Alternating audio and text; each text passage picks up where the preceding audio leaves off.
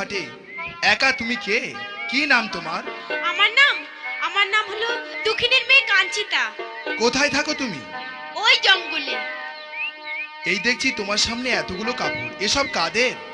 প্রেমনগরের রাজা বাদশাদের কাপড় কাচি আমি। প্রেমনগরের রাজা বাদশাদের কাপড়? তুমি তাদের কখনো দেখেছো? না, আমি কি প্রেমনগরে যাই? তুমি আমার ঘাটটা ছেড়ে দাও, আমি কাপড়গুলো কেচে নিয়ে ঘরে ফিরবো।